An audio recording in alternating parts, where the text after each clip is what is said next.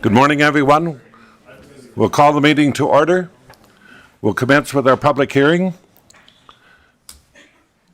So we're here for a public hearing on bylaw, where is it? Bylaw 00324. Any individual or group that wishes to present at the public hearing must register on the designated sign-in sheet, either in support or opposition of the proposed bylaw. The public hearing is being recorded and live streamed and will be available to view on our website. The use of audio or video recording devices and camera by the public or press is prohibited. The process we use for the public hearing, we'll have a staff report from administration. We'll have a presentation from the applicant if they wish to. There will be presentations from the public in support of the proposal. There will be presentations from public in opposition of the proposal. We'll hear from any written submissions that we received. There will be an opportunity for a rebuttal presentation from the applicant, and that'll be limited only to the comments that we received and heard in opposition here today, and then there'll be final questions of administration. So with that, I would ask that Liz Armitage come to the podium, please, and introduce the bylaw.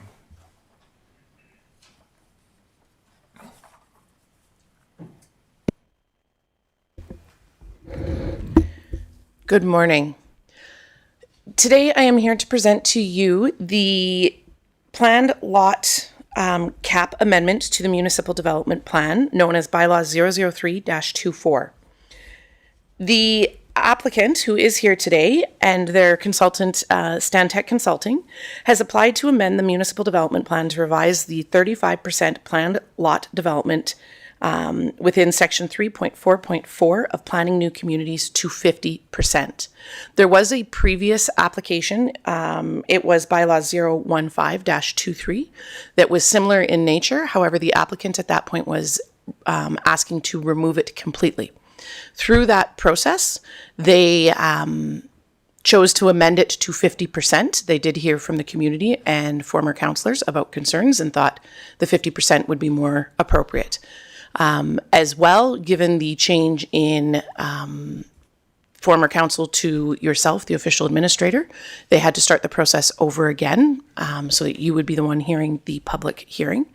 And so essentially they are simply looking to amend that one section, and they are also adding in a clause that says new residential areas should accommodate comprehensively designed communities that provide a mix of dwelling units from single detached, planned lot, duplex/semi-detached, and multiple unit dwellings. And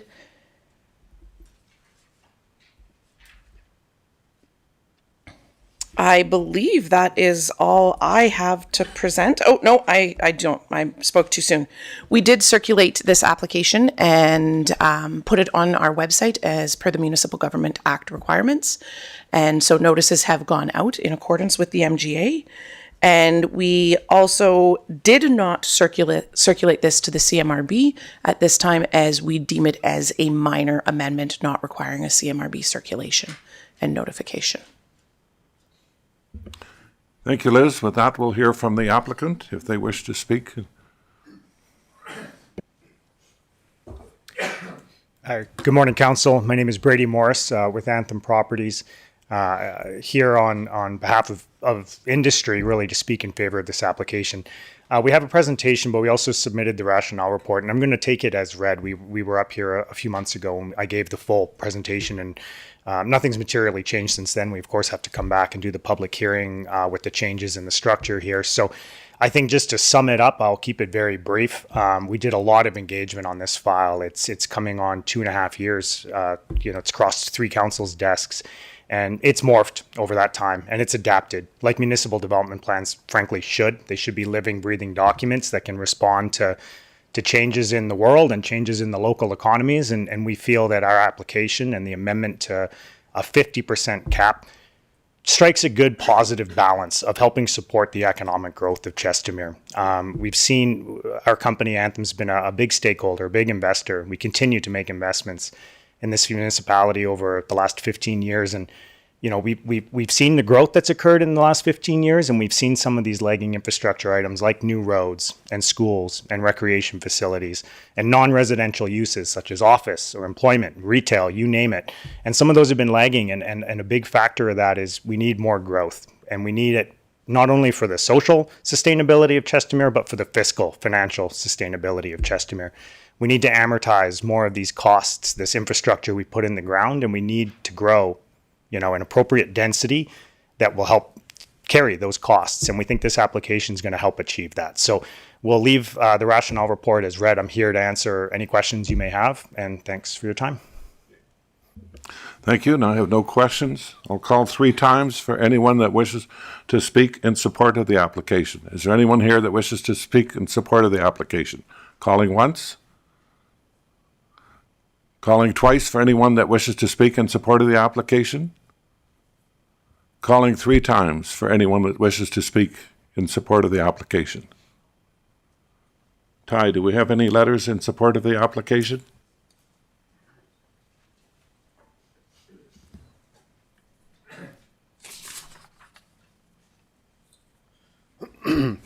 Good morning, Official Administrator. Yes, we have 3 letters written in support of the application. The first one comes from Ben Mercer. Please accept this letter of support from Qualico Communities regarding the proposed MDP amendment to the existing planned lot capacity. We believe this amendment, increasing the planned lot cap, will provide for a more diverse mix of single-family housing options while supporting the tradition of single detached home ownership in Chestermere. Qualico is currently developing 2 communities on the west side of the city, being Dawson's Landing and Bridgeport, both of which would benefit from the increase to the planned lot cap. The amendment would provide a more balanced distribution of single detached housing options in new communities and provide increased opportunities for planned lot development, resulting in a wider range of single detached lots and housing options. It is important to note that this amendment achieves a more balanced provision of housing types as opposed to increasing density. Increasing the arbitrary cap will, however, allow developers to plan and design new communities with greater certainty and efficiency. Qualico agrees with this and supports the proposed bylaw 003-24, amending the planned lot cap. We believe this amendment will enhance the city's regional competitiveness, providing affordable options through increased housing diversity and increased continued growth for the city of Chestermere. Thank you in advance for your consideration. This was received February 7th, 2024. We have one from Tyson Duff, received February 12th, 2024. To whom it may concern, RE Bylaw 003-24 MDP Amendment Planned Lot Cap. It is with great concern that I reach out to the city. I'm sorry, this might be a mistake. This might be an opposition. My apologies for that. I'll save that for later. We have one from Kimber Haiga. Dear Mayor, this was written, dated October 30th, 2023, but was received February 7th, 2024. So please forgive the outdated administration. Dear Mayor Colvin and Council, on behalf of our members, BILD Calgary Region, BILD, provides this letter of support for your consideration. BILD is trusted voice of the homes building and land development industry with over 560 members, member organizations representing builders, developers, and other critical partners in the local construction sector. Today, we lend our voice to support the proposed MDP amendments to revise the existing plan lot cap. As stated in our previous letter to administration, dated June 9th, 2023, provided in council agenda package, BILD supports this change as it provides diverse housing options and increases the ability to utilize appropriate densities. The existing 35% cap restricts developers from providing more balanced options to homeowners based on current and future market demands. As the cost of development increases, the need to provide more affordable options for housing has become increasingly important. Providing affordable options through housing diversity allows opportunities for both new and generational families to choose Chestermere as their home. BILD agrees with and supports the proposed changes outlined in Bylaw 003-24 to amend sections 3.2 and 3.4.4.4 of the MDP. We believe this amendment will enhance the city's regional competitiveness and encourage the continuation of desired growth for Chestermere. BILD supports administration with their dedicated work bringing forward this amendment, and we remain a committed partner with the City of Chestermere in the development and building of vibrant, livable communities. Sincerely, Kimber Higa. Thank you, Ty. We'll call for those that are in opposition to the application. Calling first time is yes. Please come to the mic. And please make sure you have signed in. Thank you.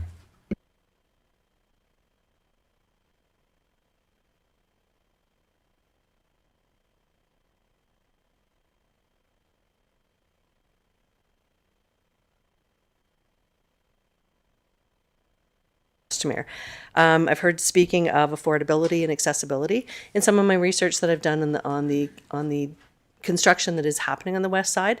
You know, we have R3s that are starting around the, averaging around the 550 mark from a price point. The planned lots are in the low 600s to high 600s. The R1s start at 640. So from an affordability and accessibility perspective, from a price point, there can be difference in the R1s. Yes, they go up to 900,000. But, when looking at the sizes of the dwellings as well, to me, it's like we want a smaller lot. We're still going to build a house that might be the same size as on an R1. We're just going to be able to build more of them. So it's about profit. And I get that. I mean, as business, there's got to be profit. But as a resident, again, it's about parking issues. It's about space. So those are just concerns that I have about the bylaw. And I would hope that council can consider that. Thank you. Thank you. Calling a second time for anyone in opposition to the application. Calling a third time for anyone wishing to speak in opposition. The applicant, do you have any closing comments? Point of order, Mr. Chair. I believe that we need to read into the record those letters in opposition.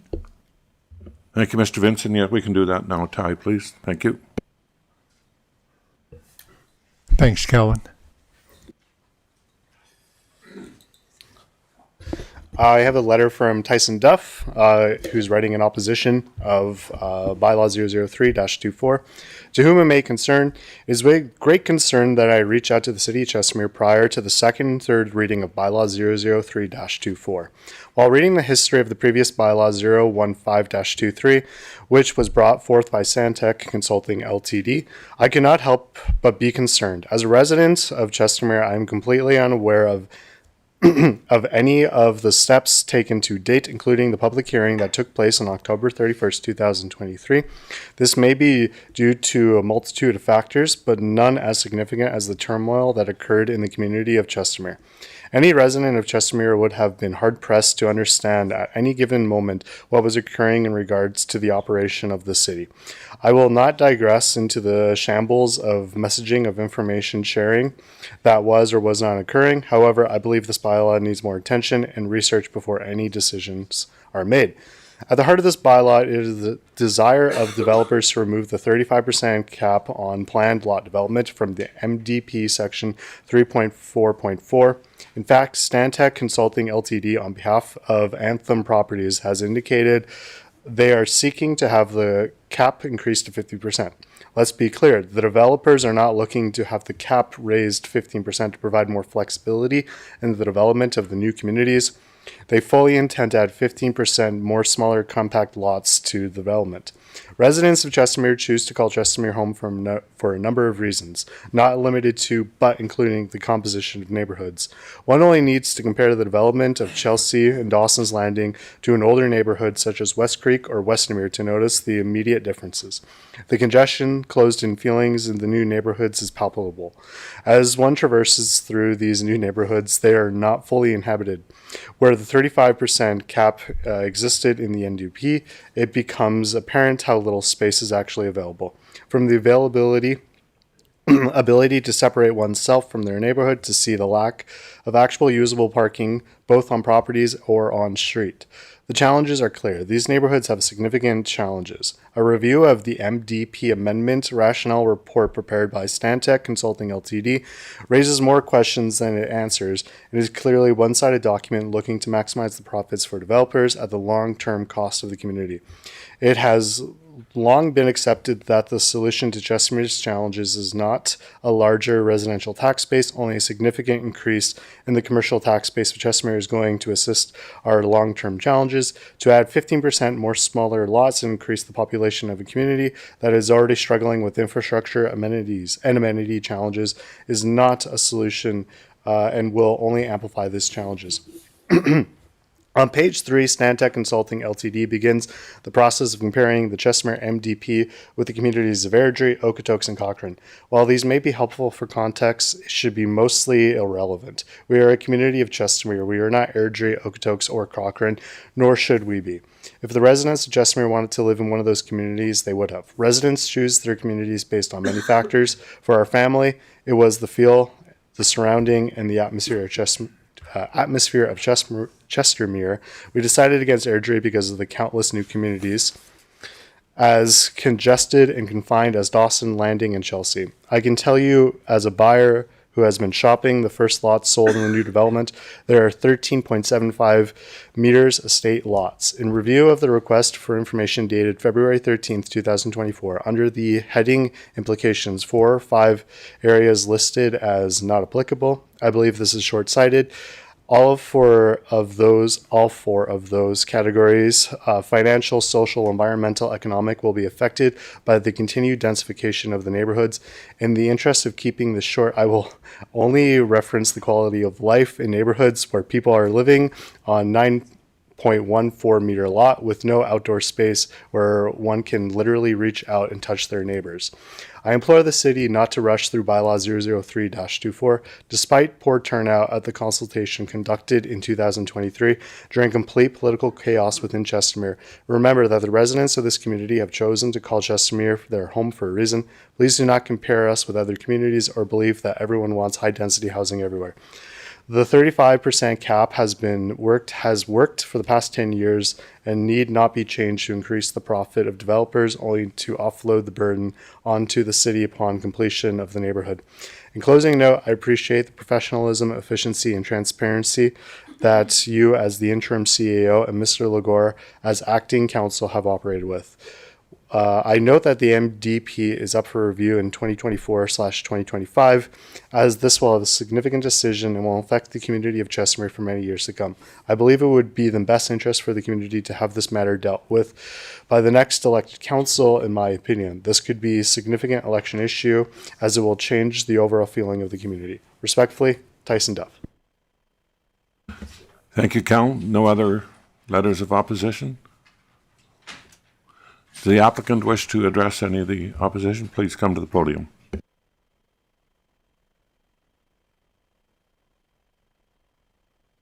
Need to touch on that provides clarity that the prior presentation in October gave.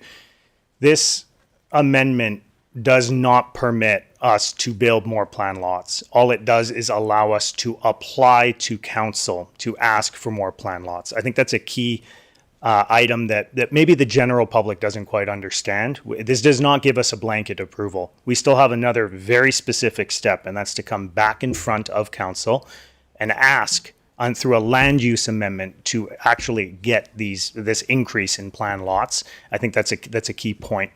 So there's still discretion, there's still control. A council today or a council tomorrow will still have their full discretion and control over future approvals. I think that's a key point that Mr. Duff perhaps might make him feel better or reassured. The other comment I think is about the character and Chestermere, and the exhibit in the report is very clear. This does not impact any developed area. This does not change any of Westmere or any of the lake communities. This will not impact those areas. It impacts the growth areas on the west side, and those growth areas on the west sides are the ones that are building the new infrastructure and trying to build this non-residential tax base that Mr. Duff cited in order to get more commercial. It's formulaic, and it sounds harsh, but it's not. It's formulaic in that you need rooftops, you need buyers, you need consumers for a commercial business to locate here. If you're an office, if you're a company and you need workers, you go to where there's workers. You need a workforce to draw from. You need rooftops. If you need industrial growth, if you need any non-residential base, you need the residences first. So I think those are the three key points. There was a comment earlier about the affordability. It's not to split hairs or to pin anybody down, but our plan lots are starting at the 650s. Our R1 product is not starting at 640. They're not. They are. The lady's comment was correct in that they go up to the 900s.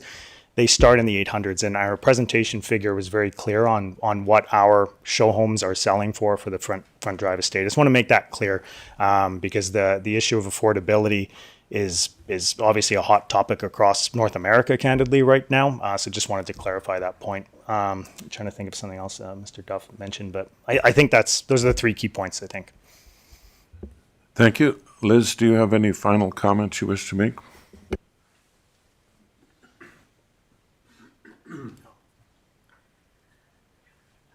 My one comment I will add is in regards to the municipal development plan update rewrite that is coming later in the council meeting to get the budget allocated for it. We have a requirement to update our municipal development plan as per the requirements of the CMRB. And that has to be done by the summer of 2025. It is a huge undertaking. And the other part of that project is that we've really seen in the last few years that our MDP is not reflective of the community today. What it needs to say, I don't know. That's the purpose of that project.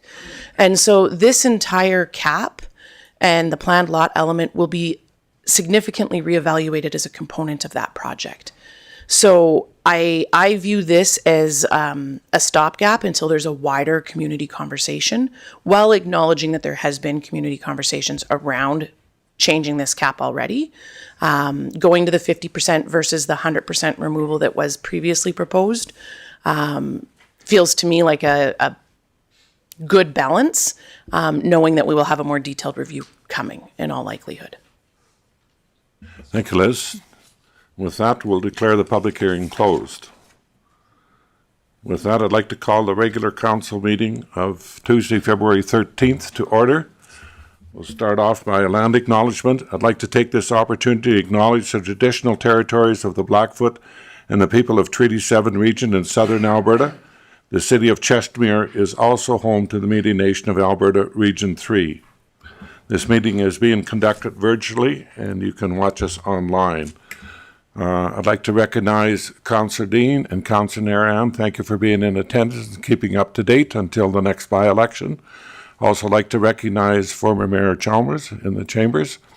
And I'd like to welcome our new Director of Corporate Services, Sandy Johal-Watt. Welcome to the organization, Sandy. Glad to have you on board.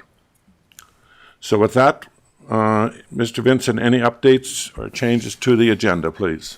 Mr. Official Administrator, we have a number of changes to note this morning.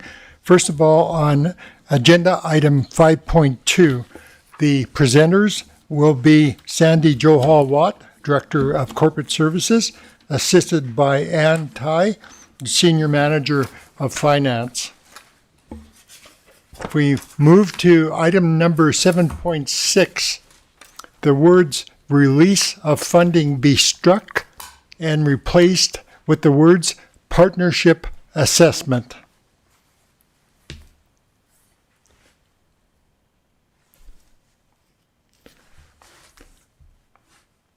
I'll just wait so that we...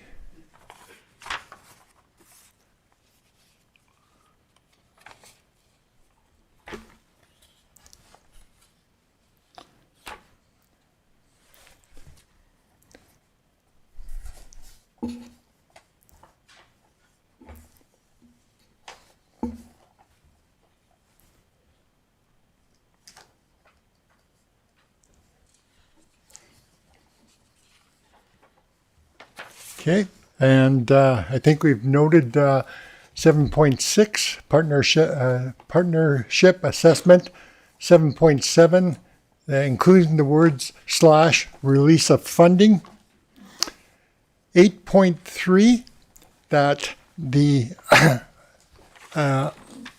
attachment cancellation of community operations RFPs for outsourcing February 13th, 2024 be replaced with the RFI month-end report, and that item 8.5 be struck from the agenda, And finally, Mr. Official Administrator, item 9.4 in closed session be deleted. That's all of the changes we have to respectfully submit. Thank you, Mr. Vinson. I'll move that the agenda be adopted as amended. All in favor? Carried. Moving on to the approval of the minutes. I'll move that the official administrator approve the January 23rd regular council meeting minutes as presented. So moved. All in favor? Carried. Now I'll move that the official administrator approve the November 16th, 2023 police communication meeting minutes. So moved. All in favor? Carried.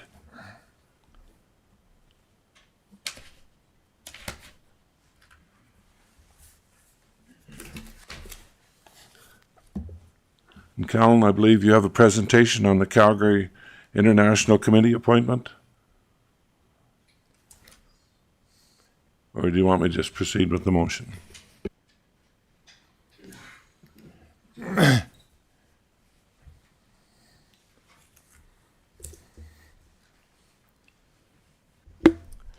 Good morning. Today we're going to be, administration is looking for the motion to appoint the official administrator, Doug Lagore, to the Calgary Intermunicipal Committee. In the interest of current affairs in the Calgary Intermunicipal Committee, it is recommended that the official administrator, Doug Lagore, be appointed to the Calgary Intermunicipal Committee.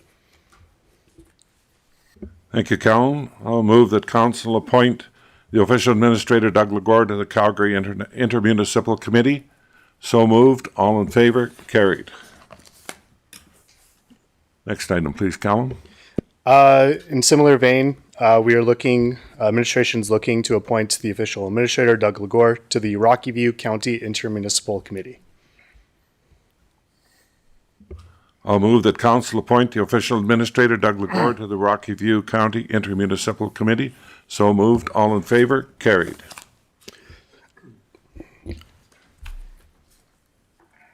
For the appointment of the Assessment Review Board, this deserves a little more context. On October 11th, 2023, the City of Airdrie informed the City of Chestermere that they will no longer be providing Assessment Review Board clerk service to the City of Chestermere due to resources constrained. The withdrawal of services will not impact the City of Chestermere's ability to access members from the ARB Joint Regional Agreement. However, the city will have to provide its own clerk. In order to have a functioning assessment review board in the City of Chestermere, the city must appoint clerks to the board and ensure all training is completed. Therefore, administration is looking for the two following motions. Motion that council appoint the following individuals to the assessment review board as clerks: Tammy Vaughn, Monique Hong, and Emily White. And the second motion is a resident who's seeking membership of the Assessment Review Board. And motion that council appoint the following individual to the Assessment Review Board as a member: Mary Mujelski. I'll move that the official administrator appoint the following individuals to the Assessment Review Board as clerks: Tammy Vaughn, Monique Hogue, and Emily White. So moved. All in favor? Carried.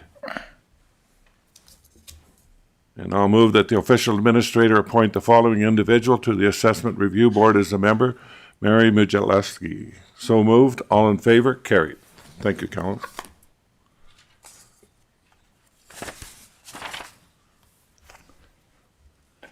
Mr. Vinson, 5.1, CUI Financial Reporting.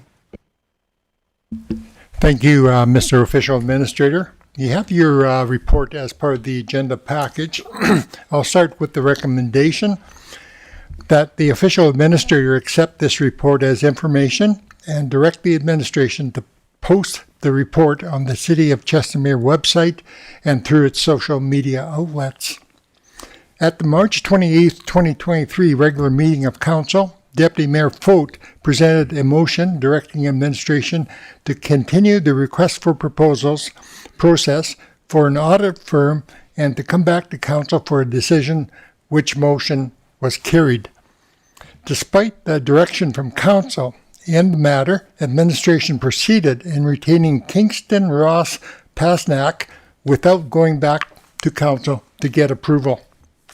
The City of Chestermere retained the services of KRP, Chartered Professional Accountants, to determine whether the specific financial transactions involved in 1538974 Alberta Limited, commonly known as Chestermere Utility Company, were recorded in accordance with international financial reporting standards based on the rumor, supposition, and innuendo that the company had not recorded specific financial transactions properly.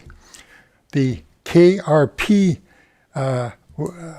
had completed their review and filed a copy of their final report with the City of Chestermere on January 23rd of 2024. That's just in the past couple of weeks. The procedures performed by Kingston Ross Pasnuck, as outlined in Appendix to the report, identifies 10 specific areas where transactions were inspected. The findings as noted in the appendix to the report in all 10 specific areas found all transactions that were inspected were either in line with the requirements of IFRS or were in compliance with IFRS.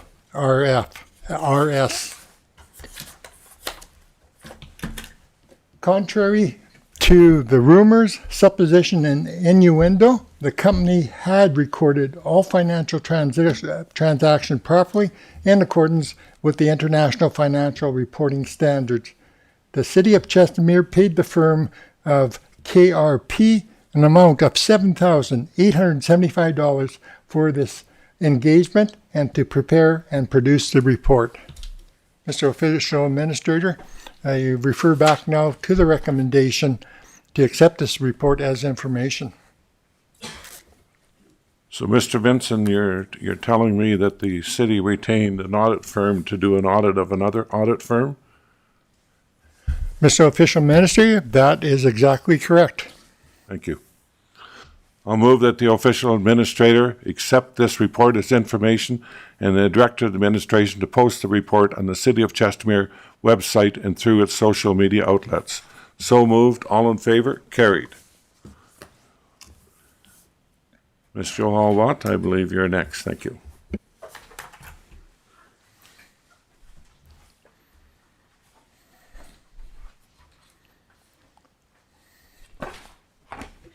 Good morning, Mr. Official Administrator. My name is Sandy Johal-Watt, Director of Corporate Services. I'm here with Ms. Ann Ty, Senior Manager of Finance. Ann's just here beside me now. Thank you, Ann. We are here to present the 2024 interim capital budget. The recommended motion is that motion that Council approve the 2024 interim capital budget and utilities capital budget as presented. So the agenda for this presentation is we will be covering the 2024 interim capital budget, previously approved 2023 carryover into 2024, funding for capital projects, projects happening around the city, utilities company, and conclusion. So the 2024 capital budget for the city, the 2023 carryover into 2024 as previously approved is $6.719 million. The proposed capital budget is $17.043 million for a total of $23.763 million for the 2024 interim capital budget.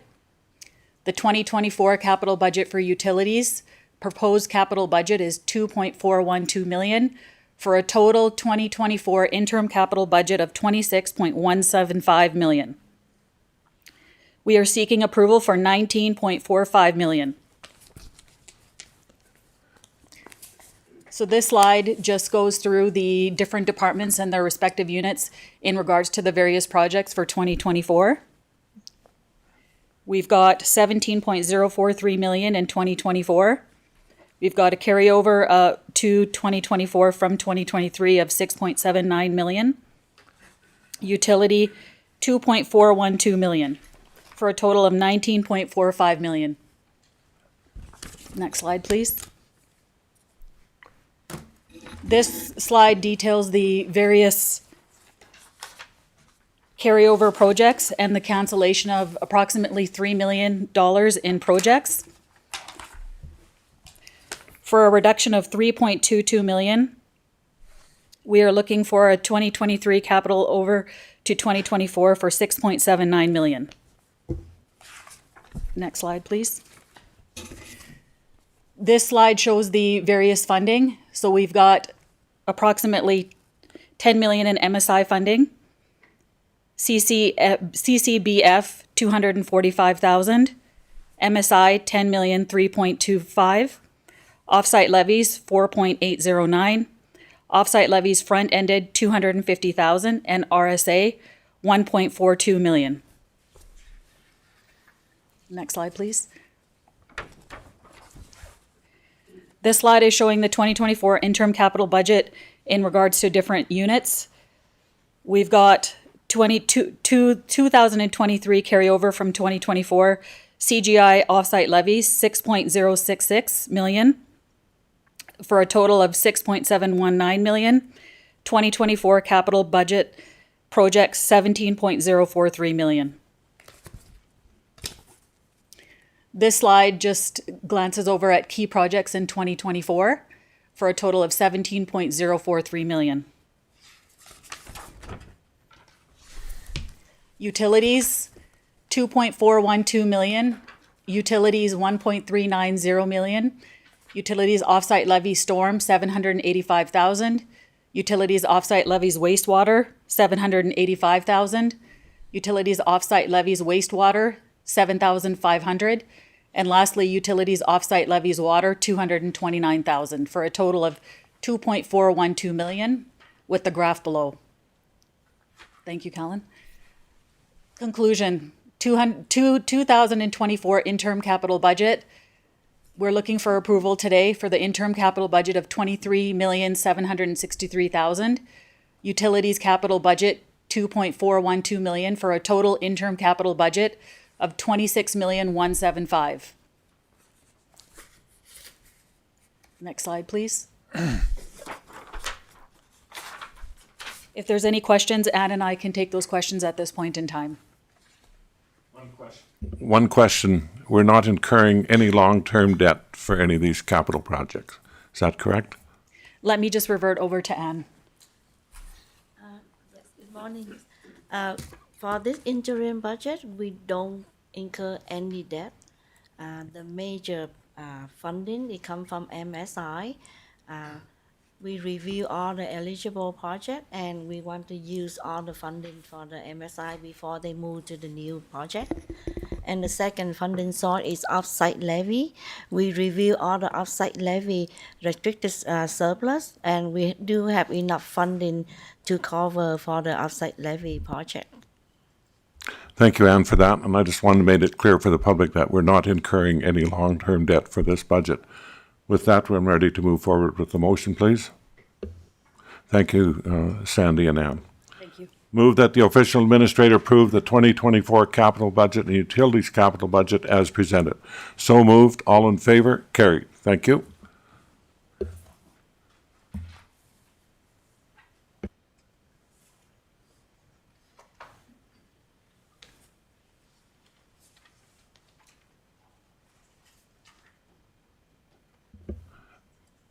Ms. Armitage, do you want us to proceed now with the bylaw 00324? Okay. I'll move that council give second reading to bylaw 00324 being the planned proposed cap amendment as presented. So moved. All in favor? Carried. And I want to make it clear, as was stated, this does come back to council if there is changes through the land use bylaw. And with that, I'll move that the official administrator give third reading to bylaw 00324 being the proposed planned capped amendment as presented. So moved. All in favor? Carried.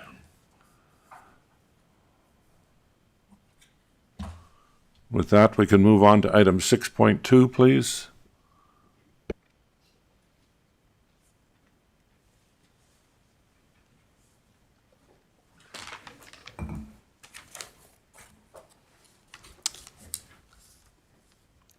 Right, good morning.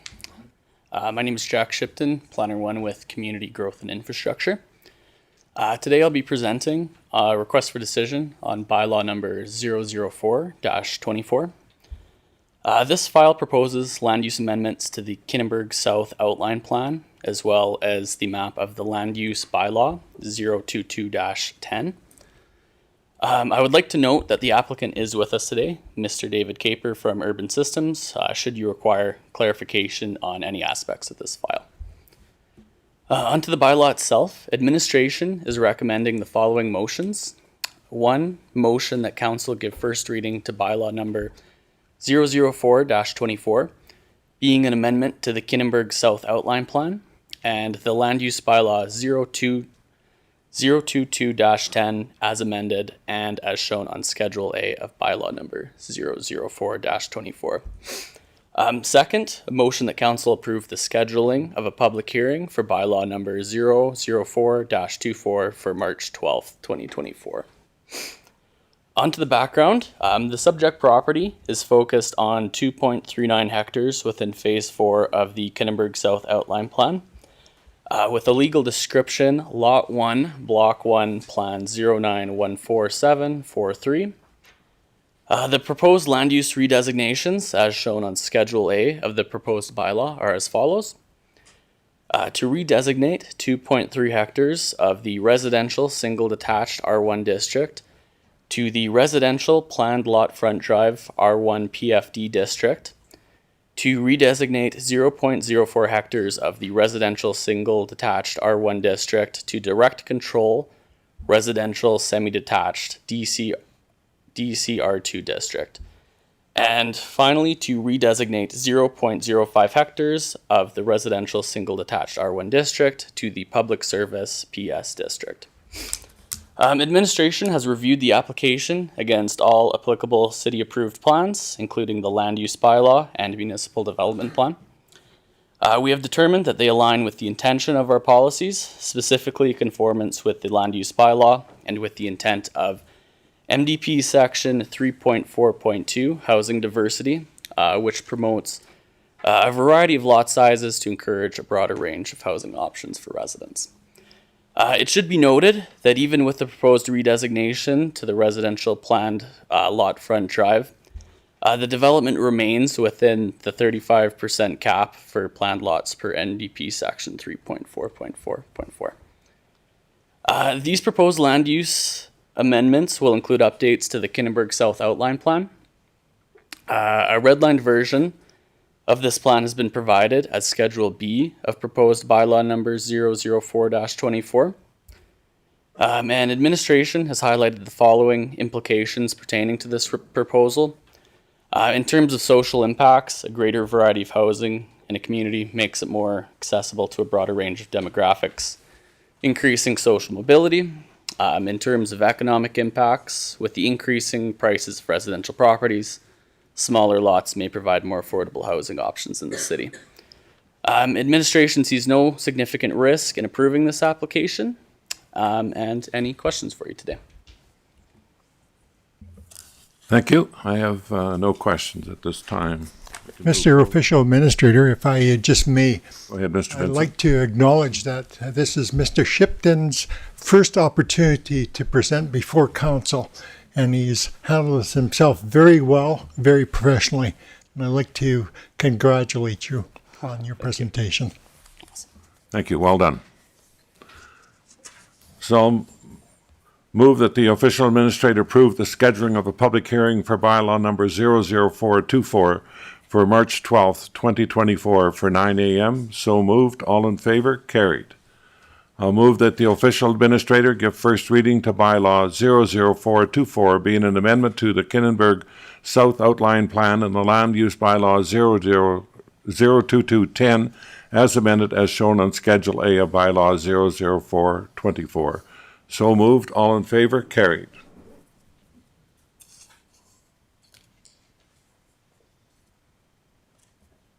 And 6.3.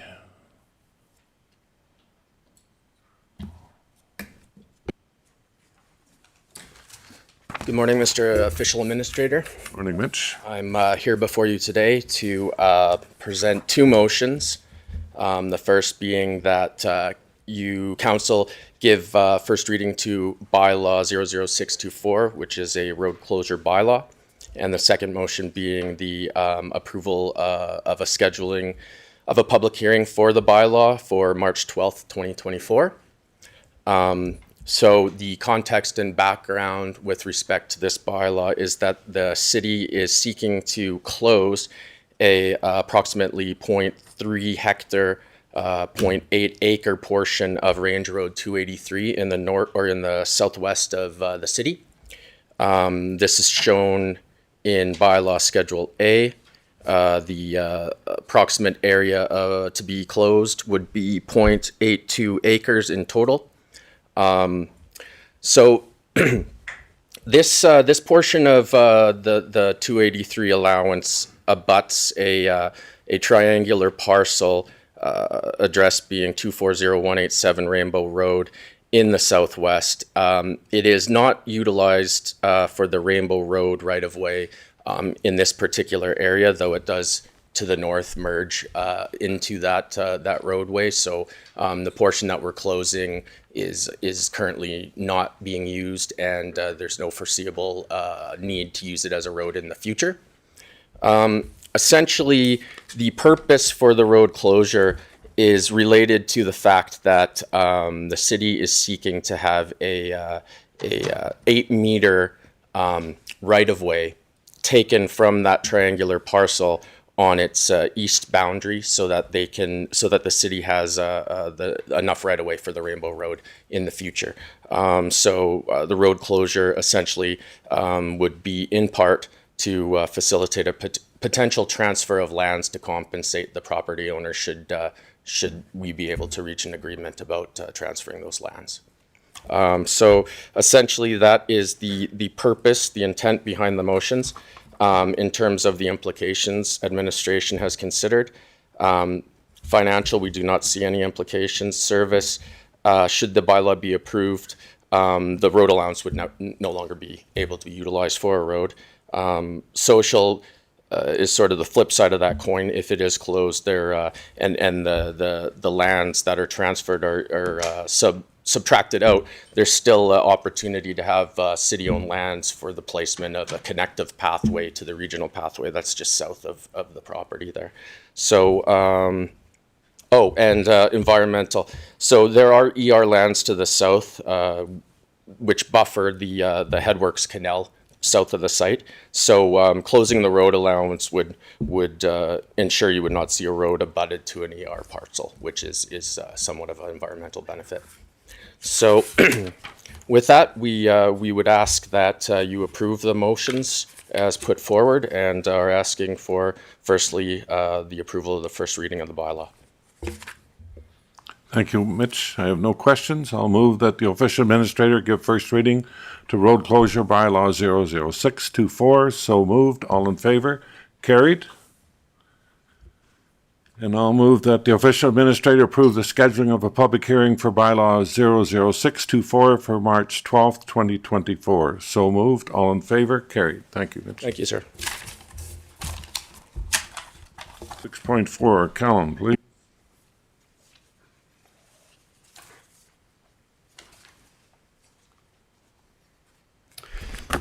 Good morning again, official administrator. Administration is looking for a second and third and final reading of bylaw 025-23, being 1538974 Alberta LTD loan bylaw.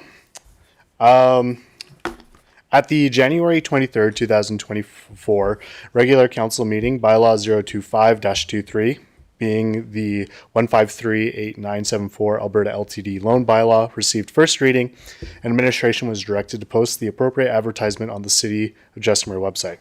The advertisement posted has met the minimum of 2 weeks set out by the Municipal Government Act. Bylaw 025-23 will allow the City of Jessamine to loan an amount of $930,000 to the city-controlled corporation 1538974 LTD, also known as the City of Jessamine Utility Company, CUI. As per Section 2641B of the Municipal Government Act, the city is authorized to loan money to its controlled corporations. The bylaw's intended purpose is to provide, with the company formerly known as CUI, with appropriate funds to satisfy legal obligations and thus reducing the overall liability the city faces.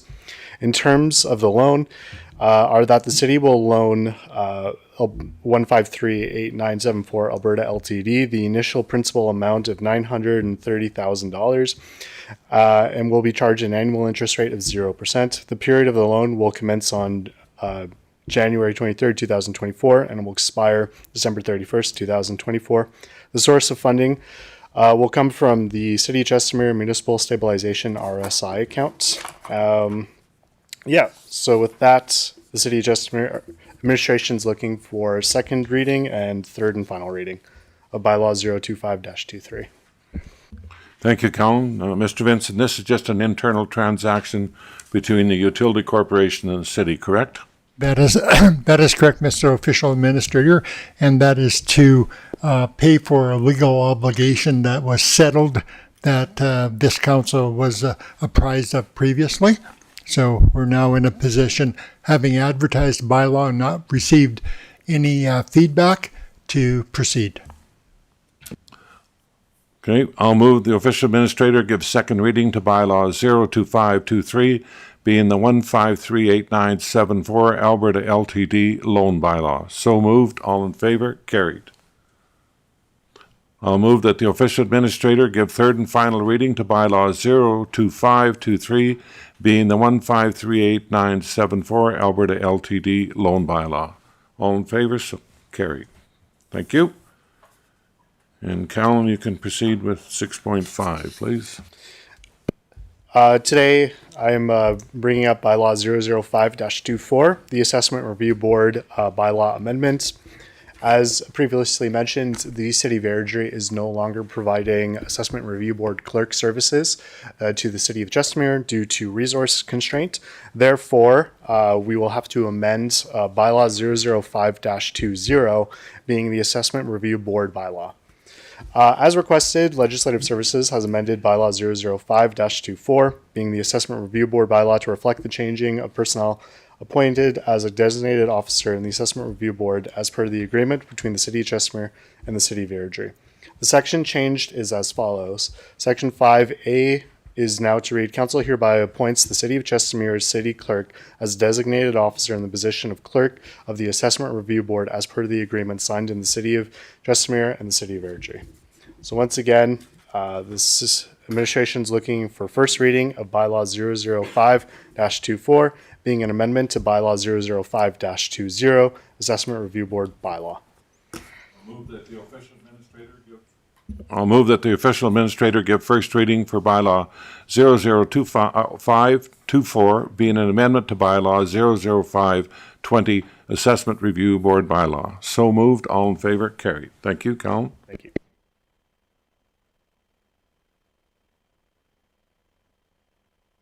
Steve, please. Good morning. I'm here today with a quick one for you, but just as important as all the others. Do you have my actual report handy, Kellen?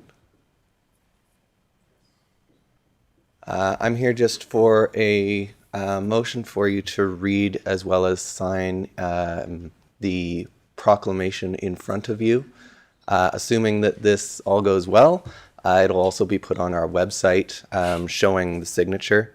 In my research, it seems like we did this in 2022 as well as 2021, but it looks like it was skipped in 2023. So I'd love to bring it back with this today. Thank you. I have no questions. I'll move the official administrator proclaim February of 2024 to be Black History Month and to read and sign the attached proclamation.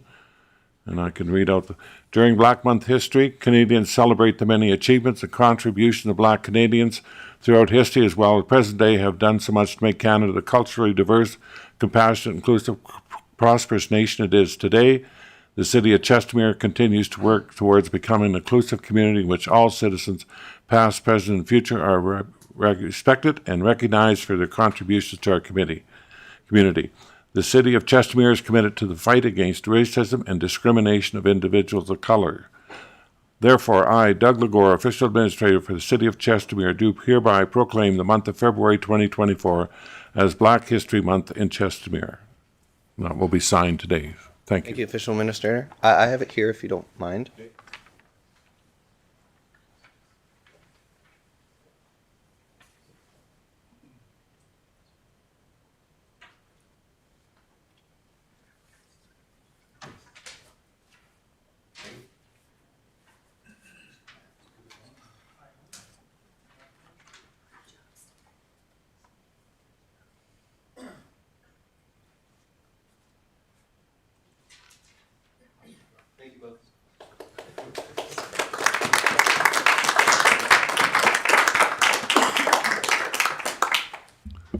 Nicole, I guess you're the one that brought this large audience here today. So, Mr. Official Administrator, before Nicole makes her presentation, I'd like to a few introductory comments. We are at a monumental moment in the relationship of the City of Chestermere and the firefighters that so gallantly and bravely work for us each and every day. I want to acknowledge people here who are in the room today. If they'd raise their hand or stand. Fire Chief Jamie Coots, Captain Joel Fournier, Acting Captain Kimball Yorston, who is the President of IAF Local 5284, Lieutenant Robert Barchard, Secretary, and Lieutenant Jake Gallinger, Acting Lieutenant Quinn Terapoki.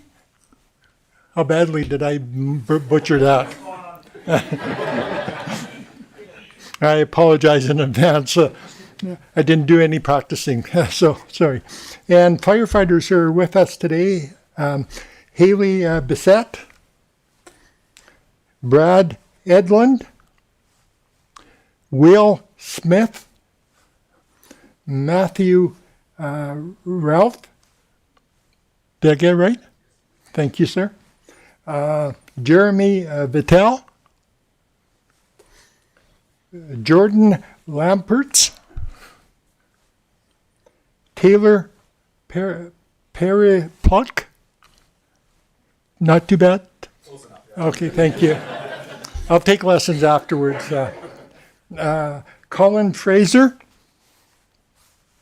Victor Vitvitsky, Logan Pratt, Derek Williams, and TJ Pedersen, who's the treasurer. And I just failed to mention that Derek Williams is the second vice president for Local 5284. We were able to successfully conclude our negotiations through open, honest dialogue, mutual respect for one another, and I'm extremely proud to have Nicole present this report to you today. And following the council meeting, subject to it being approved, we will be having an official signing ceremony. And I forgot to mention one person who's sitting here. So we have Rob Cholak, who's a field service representative for IAFF. And Marco Faccio, who's a field service representative and a resident of Chestermere. Thank you very much. Nicole, please. Good morning, Mr. Official Administrator, and thank you, Mr. Vincent. I would just like to present the motion that you accept the administration's recommendation to approve and adopt the collective agreement between IAFF Local 5284 and the City of Chestermere, which the members have already voted on January 11th. Thank you, and I'd like to congratulate Mr. Vincent and Nicole and IAFF. This has been a long time coming and is certainly not reflective of the appreciation that we have for what fire services do within a community. Your services are greatly appreciated and greatly needed. I have a lot of respect for firefighters. And with that, I'll move that the official administrator accept the administration recommendation to approve and adopt the collective agreement between IFF Local 5284 and the City of Chestermere, which has been ratified by the membership of IFF Local 5284. So moved. All in favor? Carried. Congratulations, everyone.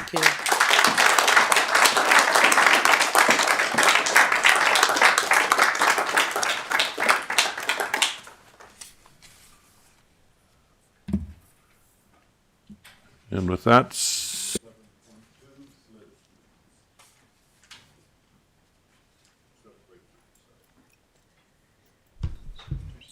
Good morning.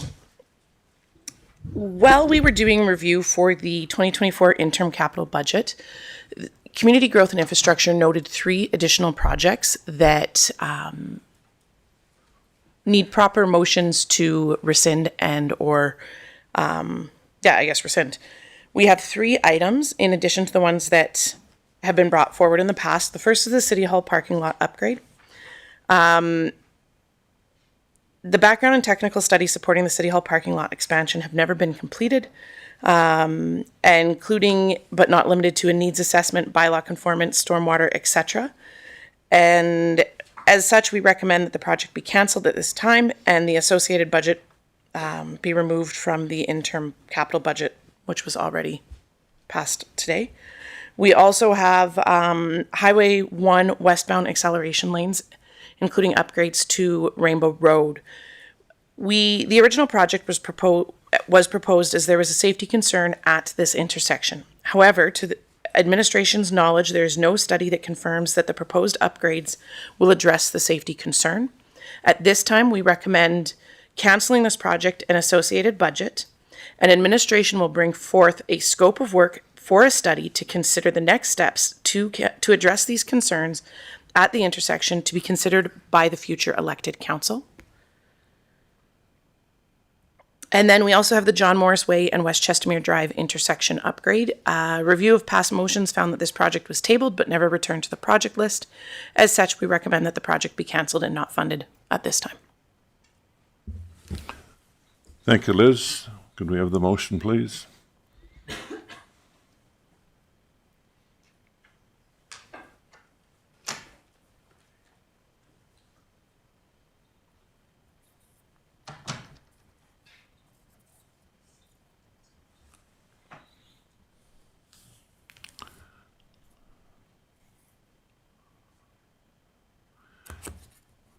Move that the official administrator rescind motion 23042519, being the enhancement to City Hall parking lot its entirety. So moved. All in favor? Carried.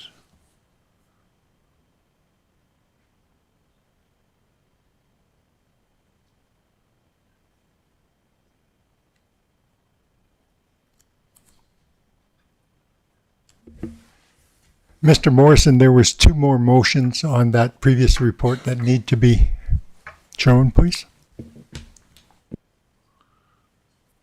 Move that the official administrator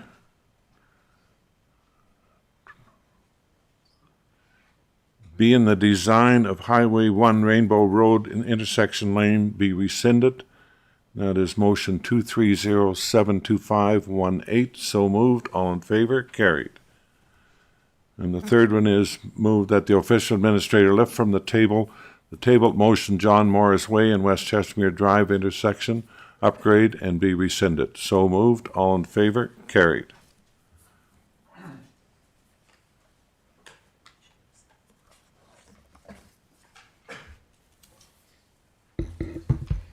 Continue, Liz. Thank you.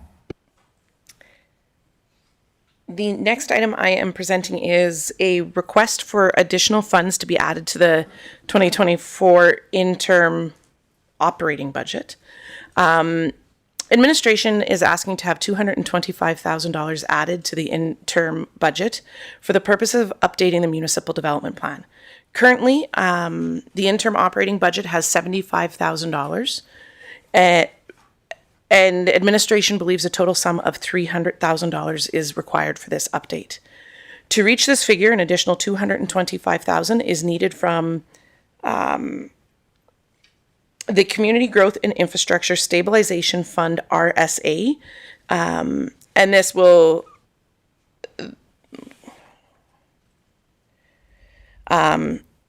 ultimately, we are also looking if the funds are allocated to the project, that we also have a direction to begin the procurement process to identify and engage a consultant team to lead the municipal development plan update project.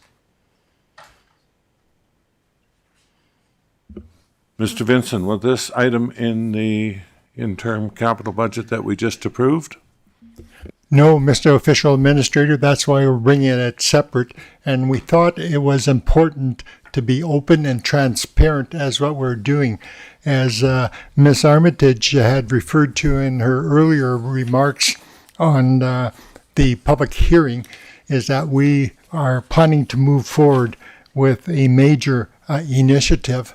And so I think to communicate that clearly, one, to council, yourself as official administrator, to our administration, and to all of the residents in Chestermere, that we dealt with the matter on a separate item before council. Furthermore, if I may, this is from the operating budget. The one you looked at today was the capital. Thank you. That was my next question. What's your source of funding, Mr. Vincent? Operating budget? Operating from a Community Growth and Infrastructure Stabilization Fund, RSA. It's Mr. Official Administrator, there was $75,000 budgeted in the budget, and we require another $225,000, which will come from a restricted surplus account. That's what RSA stands for. Yep. For a total of $300,000 to undertake the project. Thank you. Could we have the motion, please?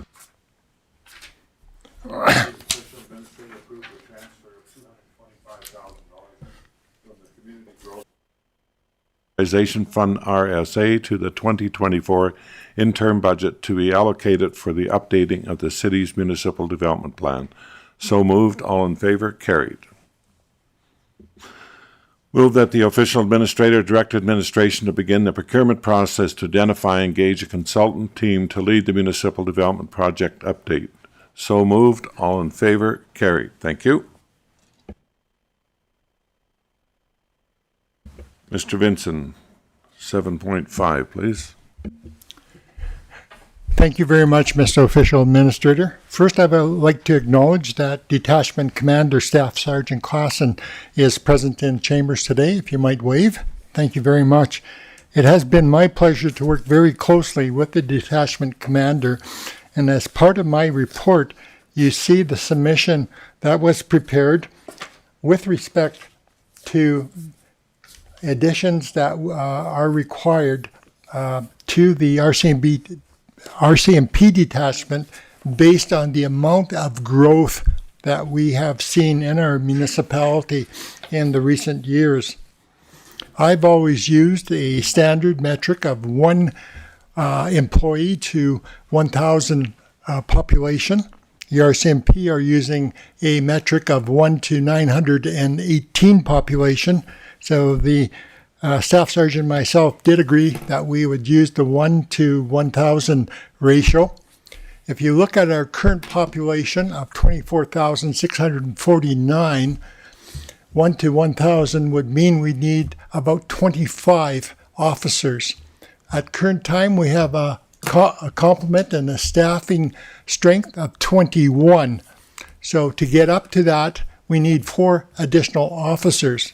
The proposal that we submit for consideration is that we add 2 members in 2023 that would start on or after July 1st, and it would have a financial impact, I believe, of $232,000, which we can accommodate in our current budget without any further adjustments, and that further we would budget for the additional 2 officers for January 1st of 2025.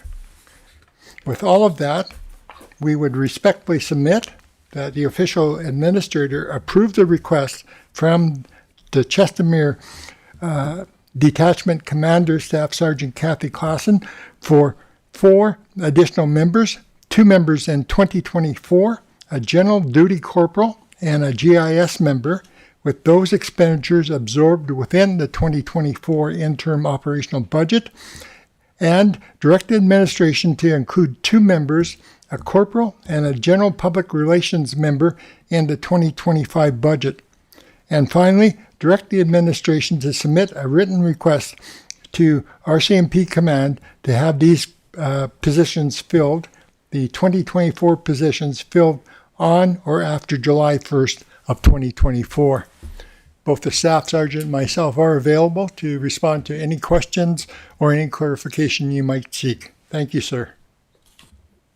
Thank you, Mr. Vincent. I have no questions.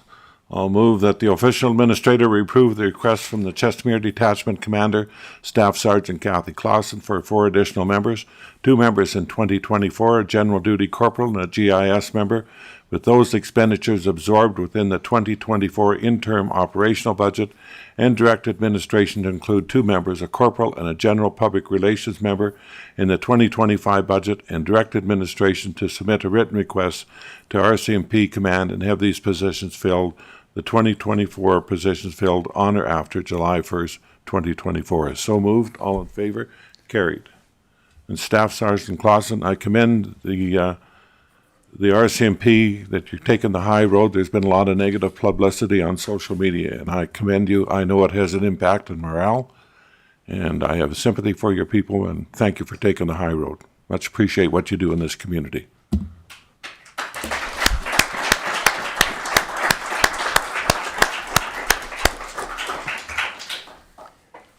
Mr. Vincent, Chestermere Regional Community Association. Thank you very much, Mr. Official Administrator. The Official Administrator, Mr. O'Gore, and myself met with representatives from the Chestermere Regional Community Association Executive and Management on January 9th of 2024. A discussion arose with respect to the current state of the relationship between the 2 parties. Discussion also occurred with respect to the various models for potential future partnership between the 2 parties should the parties wish to pursue such an arrangement. It became apparent to us at that particular time that we should retain the services of an experienced individual or firm to assist in that particular discussion. As a result, we respectfully submit the following recommendation: that the official administrator accept as information this report that RC Strategies, one of the best known firms in all of Canada in the field of recreation and cultural, is being retained at a cost of $16,583, paid for from the 2024 operating budget through an adjustment to the budget to assess the opportunities for an operational partnership between the Chestermere Regional Community Association and the City of Chestermere, and to present recommendations on the various models for such a partnership, from which a preferred model may be chosen should the parties decide to enter into an operational partnership. I'd be pleased to respond to any questions or provide any clarifications. Thank you, sir. Thank you, Mr. Vincent. I have no questions. I'll move that the official administrator accept as information this report from administration that RC Strategies is being retained at a cost of $16,583, paid for from the 2024 operating budget through an adjustment to the budget to assess the opportunities for an operational partnership between the Chestermere Regional Community Association and the City of Chestermere, and to present recommendations on the various models for such a partnership, from which a preferred model may be chosen should the parties decide to enter into an operational partnership. So moved. All in favor? Carried. Carry on, Mr. Vincent, please. Thank you. Thank you very much, Mr. Official Administrator. Item 7.7 on today's agenda is the Chestermere Regional Community Association funding request, release of funding.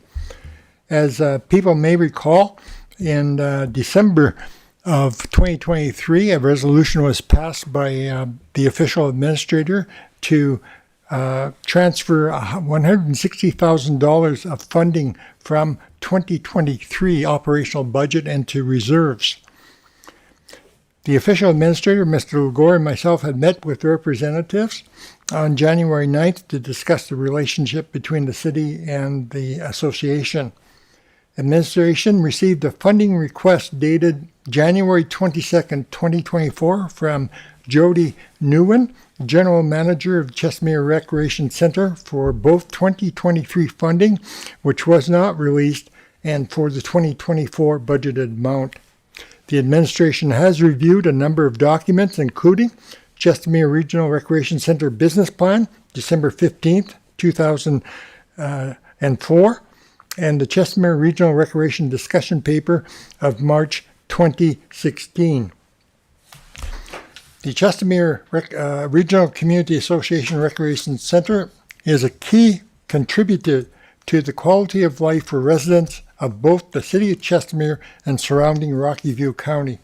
The CRCA operates the facility and is responsible for ongoing maintenance, operations, programs relating to the facility. Without ongoing financial support from the City of Chestermere and Rocky View County, the Recreation Center is in danger of closing its doors, creating a huge hole in one of the key contributors to the quality of life for residents of both the City of Chestermere and Rocky View County.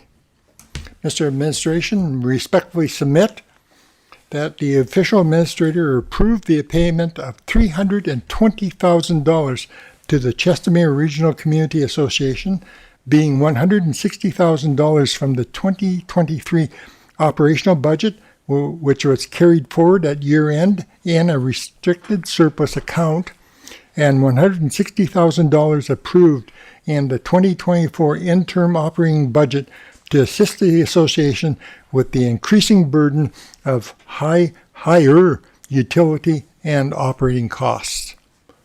Thank you very much, sir. Thank you, Mr. Vinson.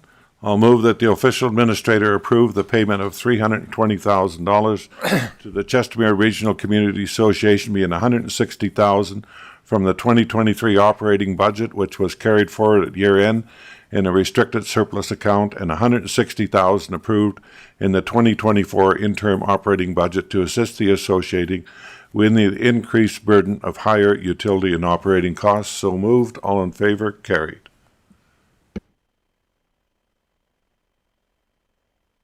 Mr. Vinson, you're on a roll. Yeah, almost time to take a break? No, just kidding.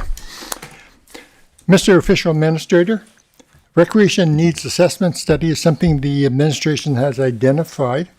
The City of Chestermere has invested a lot of time, effort, and resources into considering the future of recreation and leisure for our residents. The City of Chestermere, as a mid-sized city, is unusual and atypical of most mid-sized cities in that it does not own its own recreation facilities. My only other experience in my lengthy career was with the town of Elk Point, Alberta, where that municipality did not own its own recreation facilities, but funded various community groups that did operate those particular facilities. With the significant amount of growth the city has experienced since the last Recreation Needs Assessment Study was completed in 2014, it is prudent to undertake another Recreation Needs Assessment Study to capture the new reality of the residents who have moved to the community and their recreation and leisure needs. Therefore, we respectfully submit, Mr. Official Administrator, that the official administrator accept this administration report as information in which notice is provided that the administration is proceeding with a recreation needs assessment study retaining RC strategies for the cost of $74,624 with funding from the 2024 operating budget through an adjustment to the budget. If you have any questions or require any clarification, sir, be pleased to provide that. Thank you, Mr. Vincent. No questions. I'll move that the official administrator accept this report as information in which the notice is provided. Administration is proceeding with a recreation needs assessment study retaining RC strategies for the cost of $74,624 with funding from the 2024 operating budget through an adjustment to the budget. So moved. All in favor? Carried. Mr. Vincent, 7.9, please. I think, Mr. Official Administrator, this may be my last one. The previous mayor or council and/or administration directed city staff to clean up and burn debris on land legally described as Northwest Quarter 142428 west of the 4th. City staff proceeded as directed with the site cleanup, which occurred in September of 2023, at which time this activity was reported to Alberta Environment and Protected Areas. A contravention of the Environmental Protective and Enhancement Act, burning prohibited debris was drawn to the department's attention on September 5th of 2023. An investigator from the Regulatory Assurance Division was assigned to the file. The city has received an investigator notice that the alleged infraction is under review. A copy of that notice is attached as in the agenda package for everyone's information and reference. Mr. Official Administrator, I ask you to accept the administration report on Alberta Health and Protective Services investigator notices of activities conducted by the City of Chestermere without approval. And I would add as well, the maximum administrative penalty that may be imposed under the Act is $5,000 for each contravention. So we will know at the completion of the investigation whether we'll be charged and whether or not we will be fined. At this time, we do not know what the status of that investigation is. Thank you, sir. Mr. Vincent, a question. Have you had any contact with the property owner on this? It's not city property, I understand, that this happened on. No, I have not personally had any contact with the property owner. I have discussed the matter with the fire chief. I've got all the background information from community operations as well, so I'm familiar with the file. But we're waiting to, since it was our staff and our resources that caused that particular situation, we are responsible and not the property owner himself. And so we have not had any official communication with the property owner. Thank you, Mr. Vincent. I would encourage the city to have some dialogue with the property owner prior to this proceeding. I'm very familiar with this particular incident in my role as the official administrator prior to the removal of the former mayor and council. And with that, I'll move that the official accept the administrative report on Alberta Environment and Protective Areas Investigators' Notice on activities conducted by the City of Chestermere without approval. So moved. All in favor? Carried.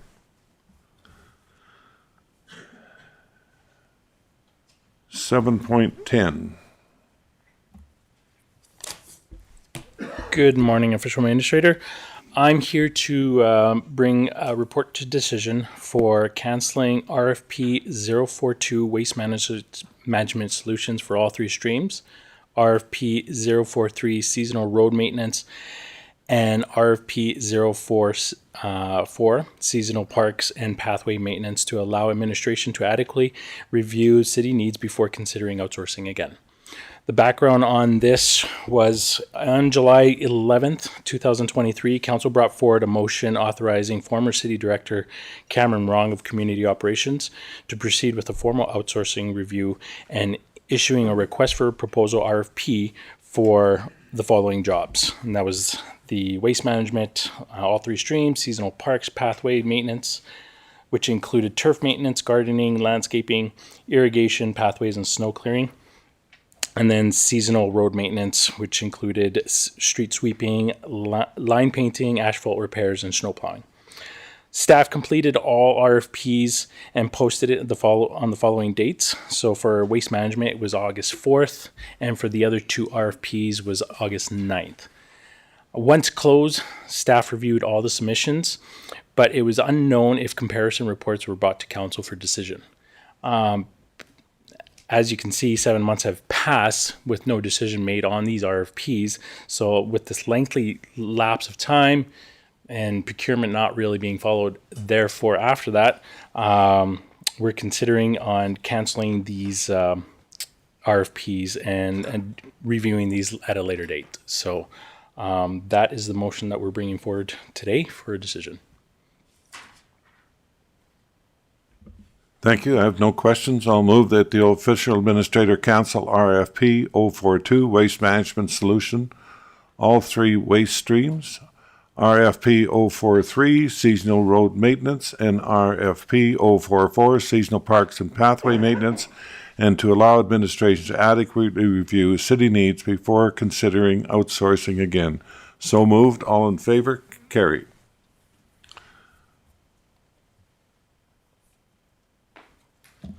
Mitch, you're up next. Thank you. Hello again, Mr. Official Administrator.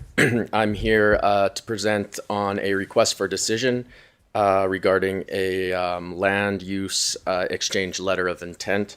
The motion would be that the official administrator accepts the report as presented and Schedule A, which is the executed letter of intent, as information, and that the official administrator approves administration proceeding with the proposed land exchange process and lands as detailed in the letter of intent.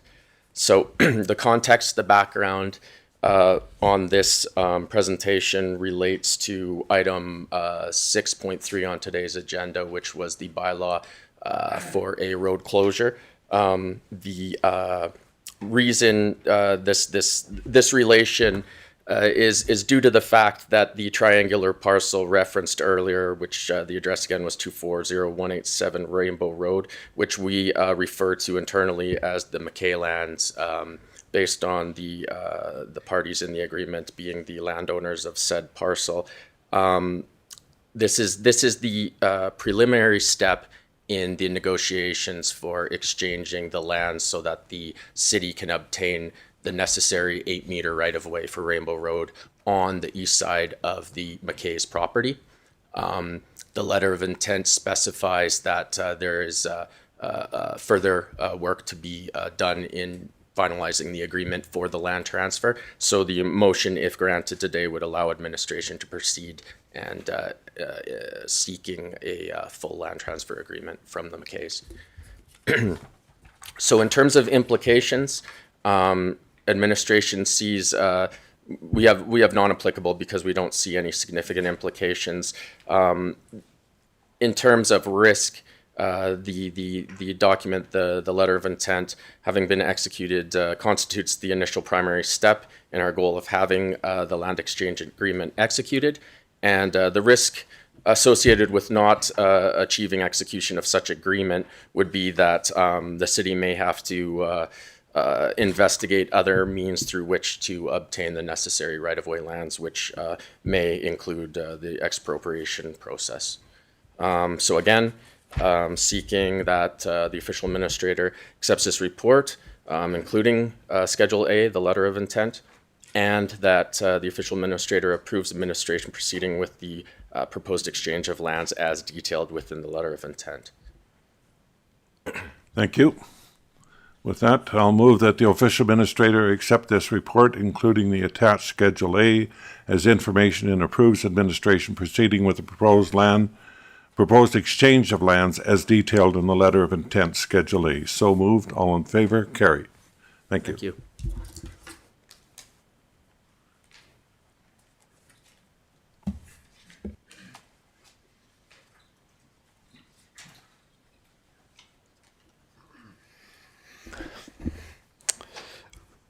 Hello. Administration is looking for some amendments to our policy 643, the service fee schedule. Administration is looking to approve the amendments to policy 643, being the service fee schedule policy as presented, and directs administration to implement the revised rates effective February 14th, 2024. Just to go over the changes, the policy was last revised in June 27, 2024, in the interest of removing barriers, increasing access, and streamlining services delivery to criminal record check services. This policy has been amended under the RCMP and Protective Services section in the following ways. The first one, in the fee column in the line criminal record checks volunteers with letter, the fee has been reduced from $10 to $0. The following line has been added, criminal record checks volunteers without a letter, $40. The third change, in the fee column in the line criminal records checks students with a letter, the fee has been reduced from $10 to $0. The following line has been added, criminal record checks students without a letter, $40. The wording, volunteer and students in the fee column in the line fingerprints who have been already paid for a criminal record check and require prints for vulnerable sector workers checks has been removed. The sixth change, the following line has been added, fingerprinting who have already paid for a criminal record check and require prints for vulnerable sector check, volunteer students with a letter, $0. The following line has been added, fingerprinting who have already paid for the criminal record check and require prints for vulnerable sector check, volunteer students without a letter, $10. The following footnote has been removed from beneath the table in the RCMP service fee section. All fees pertaining to criminal record checks and fingerprinting shall not be charged to positions categorized as non-employment, such as volunteers, coaches, and other positions, youth-based activities, and non-paying positions in profit groups. With all the other changes, the section was redundant. So, once again, administration is looking for the following motion: to approve the amendments to policy 643, being the service fee schedule policy, as presented, and directs administration to implement the revised rates effective February 14th, 2024. Thank you, Calum. With that, I'll move that the official administrator approve the amendments to policy 643, being the service fee schedule policy as presented, and direct administration to implement the revised rates effective February 14th, 2024. So moved. All in favor? Carried. Thank you. Mr. Vincent, thank you for getting that done so quickly. I know this was raised at our meeting with the nonprofit groups. It was creating a hardship, and I appreciate getting this cleaned up right away. Thank you.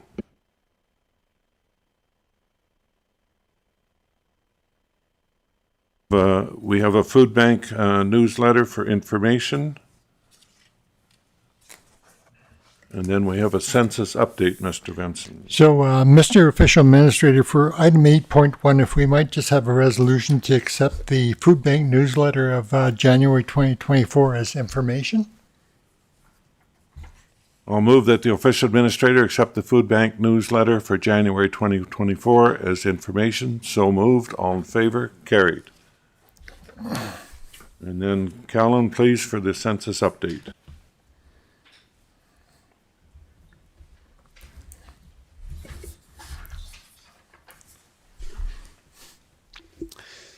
Administration is seeking for the official administrator to accept the 2024 census update presentation as information. Some background of the census. As per Ministerial Order MSD 003/23, a census must be conducted within a 3-month period starting March 1st, 2024 and end July 31st, 2024. In addition, prior to February 28th, the city must inform Municipal Affairs that the City of Chestermere is conducting a census. Lastly, the city must provide Municipal Affairs with the results of the census by September 1st, 2024. In order to achieve these deadlines, the city has signed an application service provider agreement with the City of Airdrie to help facilitate the 2024 census. Airdrie's ASP will provide the City of Chestermere with digital infrastructure to collect, sort, and analyze data gathered during the 2024 census. Outlined in Schedule A of this report is the estimated timeline provided to highlight how the City of Chestermere will complete the census on time. The estimated cost of the Airdrie ASP will cost the city $15,000 and some change of the $50,000 budget allocated, which is sourced from the operating budget. Completing the census could lead to the city getting more financial aid from the province and federal government, i.e. through grants and funding. It also provides an opportunity to gather information about dwelling lists, update maps, and population demographics. Completion of the census will make conducting yearly censuses easier if the city wishes to do so, although that is not a requirement. There are some risks attached with this administration not following through with the census. If not completed, the provincial and federal governments will continue to use the 2021 federal census data to determine funding and grant allocation to the city of Chestermere. In addition to the 2021 census being 3 years old, the federal census tends to skew lower regarding populations for Alberta municipalities, especially smaller ones such as the city of Chestermere, therefore resulting in lower funding and grant allocation.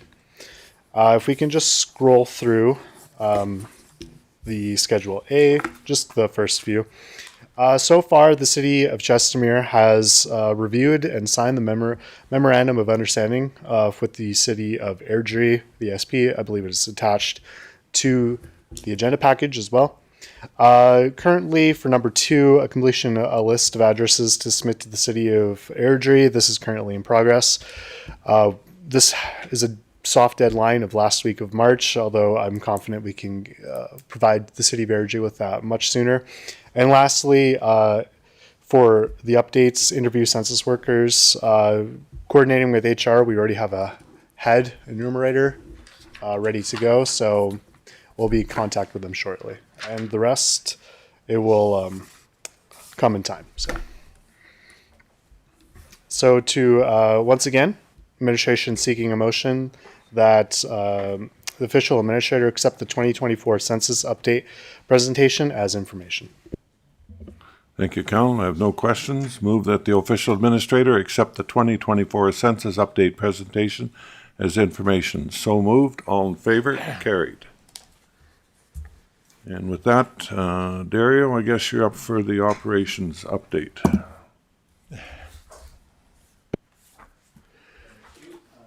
This is just a recommendation to put this as information to accept the evaluation that we want to report for January 24th. I'm excited to actually bring this forward. Pat Vincent brought this forward last month, which was not a thing that we used to do. So it's actually nice to highlight kind of the achievements, stuff that we've been going through here at Community Operations for the city. So stuff that we've been accomplishing on the roads and storms. Of course, during that cold snap that we had, we removed a lot of debris and snow from the catch basins to prevent a lot of flooding that happened thereafter. So we had a flooding that happened in the Gulf course, but everywhere else in the city where we were taken care of, nothing happened of the sort. So that was actually really good. They've been collaborating with the planning and developers to create traffic flow and safety on the Rainbow Road and adding additional signages. Fleet did a great job during our cold snap, completing 60 work orders and counting, and taking care of a lot of the snowplows that we had some breakdowns happen during that cold snap because of the cold weather. Obviously, blades, all that other kind of stuff ends up having some issues, but they worked through it, and we didn't see any effect to level of services on the roadside. Environmental service, again, we've collected no stoppages or anything like that. We were able to collect all residents. And the report there shows how many curbside bins we've collected throughout the month and the tonnages. So they've been doing a great job at collecting for the city. And facilities, wanted to mention that we successfully actually created a new IT office here in the City Hall. They have now situated into the main level here.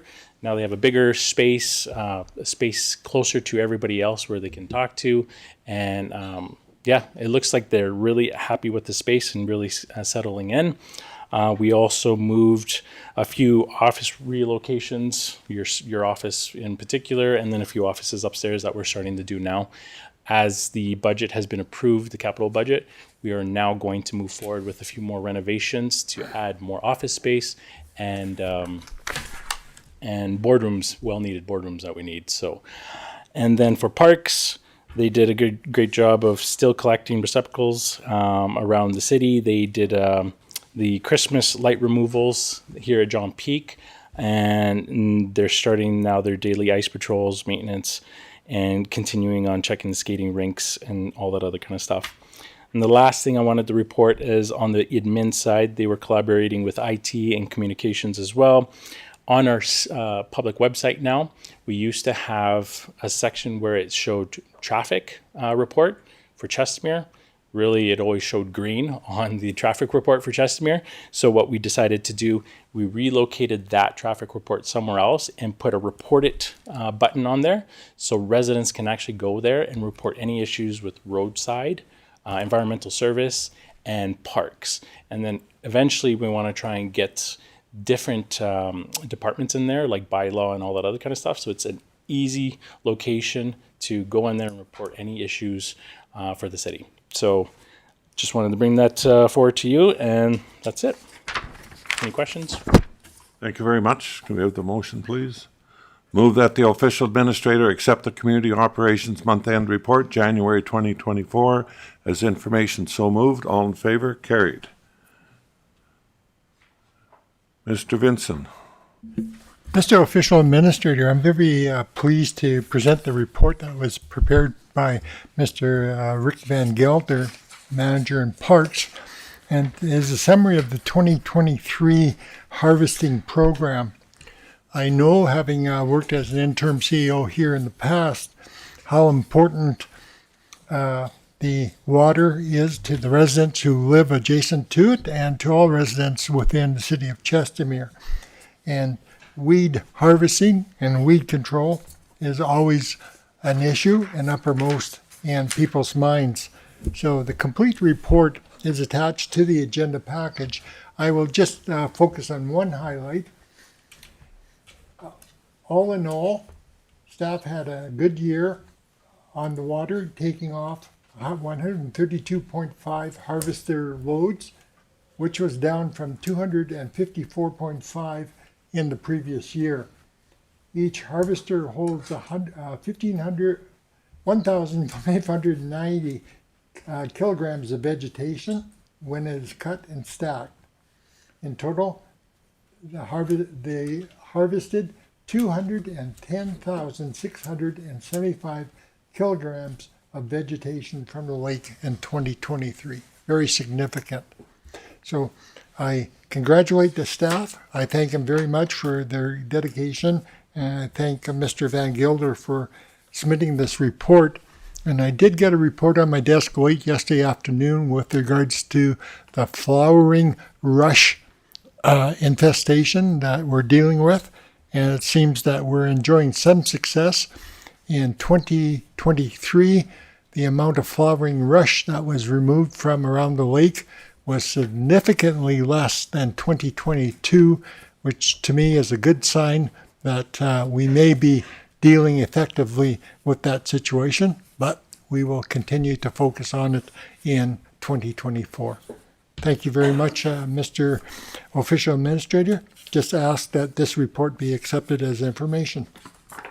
Thank you, Mr. Vincent. I'll move that the official administrator accept the 2023 weed harvesting summary as information. All in favor? Carried. Mr. Vincent, with the number of people that we have in the chambers today, I would suggest that when we move in camera that you and I vacate to another office rather than have everybody leave the room. We're not going to be long. You can just wait here. And we got 3 items which I think will be of interest to a lot of people in the room. So with that, I'll move that we go in camera at, you got the time there, Callan, please? 10:43 to discuss the following 3 items. So moved. All in favor? Carried. So, okay.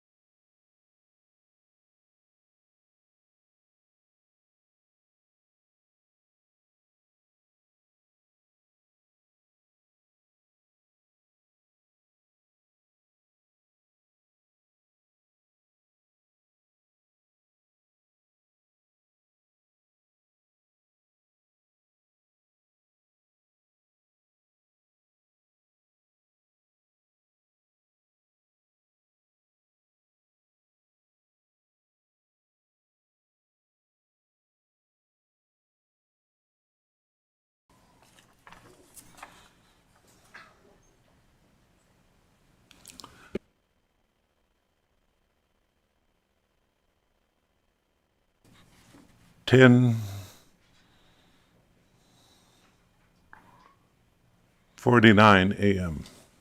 All in favor? So moved. Carried. Thank you, Colin. Mr. Vincent, item number 1, please. Mr. Official Administrator, after coming out of closed session, prepared to submit the following for your consideration. At the December 12th, 2023 regular meeting of Council, the Official Administrator passed a motion number 231212-32 directing the interim CEO, myself, to retain an independent third-party legal counsel to provide an opinion on the reasonable chance of success of the September 13th, 2023 judicial review originating application. The interim CEO retained Vivian Stevenson, KC, and KC stands for King's Counsel, of Field Law to review the judicial review application and subsequent events to provide that third-party independent legal opinion. The City of Chestermere was provided with Ms. Stevenson's written opinion on January 11th of 2024. Based on the opinion that was received from Ms. Stevenson, the application does not have a reasonable prospect of success, and that the city should consider whether or not, based on both cost and practical impact, that it be in the public interest not to pursue the application any further. Continued pursuit of the application will result in significant legal costs, such as the significant costs already incurred, which is a total of $295,464.04, payment of $256,616, and an outstanding invoice in the amount of $38,847. The likelihood the application would be successful, it be struck down due to failure to properly serve all parties, and it is now moot given Ministerial Order number MSD 076/23, all of which is not in the public interest.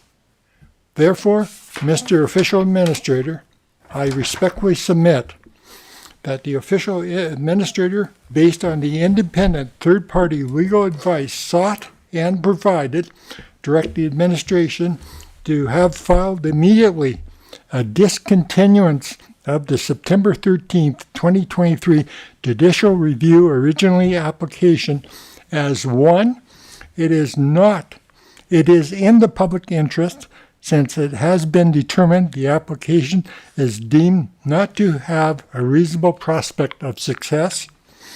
2, there is a reasonable prospect that the failure to serve all the necessary parties under Court Rule number 3.15 brackets 3 provides a basis for striking an originating application.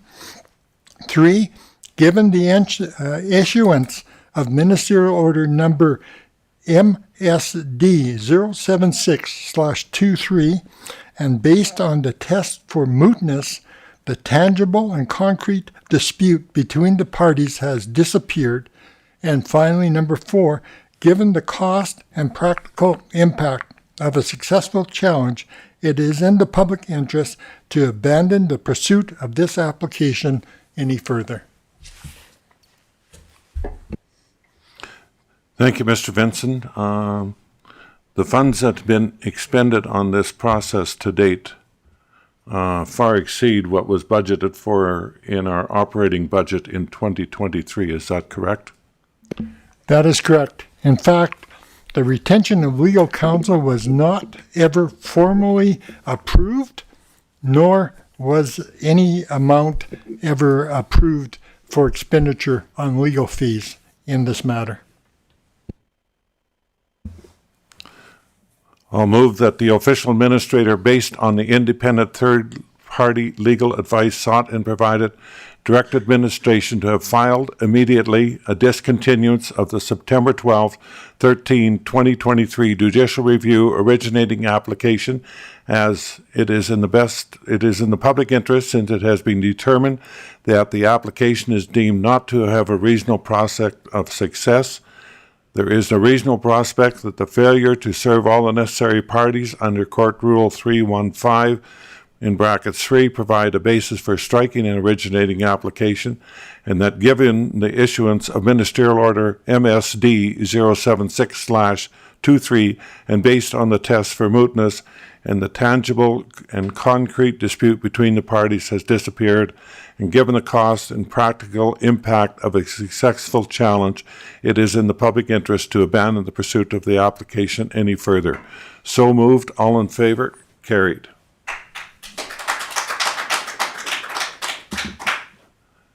Mr. Vincent, could we proceed with the next one, please?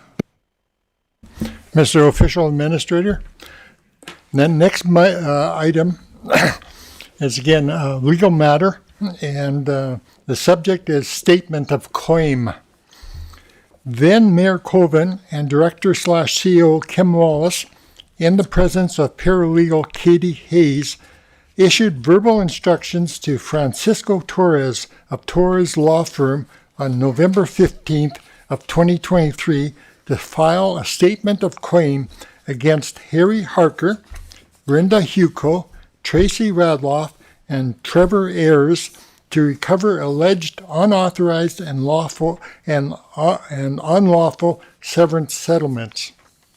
This request had not been presented to, considered by, nor approved by council.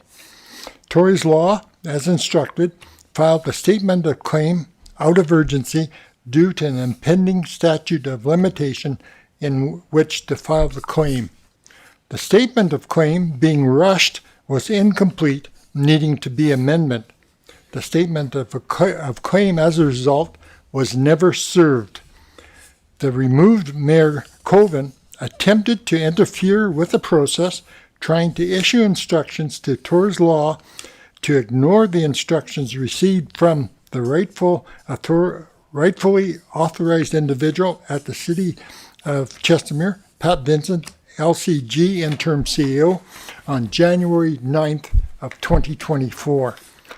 Continued pursuit of this statement of claim was unauthorized, as no formal direction had been approved nor sanctioned by council.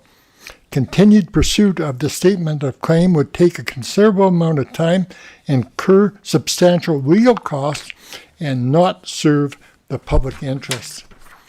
Mr. Official Administrator, respectfully I submit for your consideration that the Official Administrator confirmed the action taken by Interim CEO Pat Vincent to direct legal counsel to file a discontinuance of claim on January 24th, 2024 for the statement of claim filed on December 11th of 2023.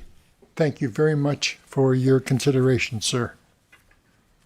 Thank you, Mr. Vincent. I'll move that the official administrator confirm the action taken by the interim CAO to direct legal counsel to file a discontinuance of claim on January 24th, 2024 for the statement of claim filed on December 11th, 2023. So moved. All in favor? Carried. Next item, Mr. Vincent, please. Mr. Official Administrator, the third and final item arising out of a closed session that you and I reviewed. MJM LLP was verbally engaged to provide legal services to prepare and file an originating application for a judicial review at Court of King's Bench without proper approval of council. The originating application for judicial review has now been determined not to be in the public interest and moot. Therefore, the services of MJM LLP are no longer required. The City of Chestermere will cease incurring any further unbudgeted and unapproved legal expenses associated with this matter. An ongoing dispute with respect to legal costs which have been invoiced but not paid by the City of Chestermere may result in a statement of claim against the city. With all due respect, Mr. Official Administrator, I ask you to consider that the Official Administrator provide further notice to the email of December 14th, 2023 to MJM LLP that they are hereby and immediately released from representing the City of Chestermere any further on any legal matters, and that MJM LLP immediately provide and transfer the complete copies of all files in which they have worked to Sean Ward of Reynolds, Mirth, Richards, and Farmer.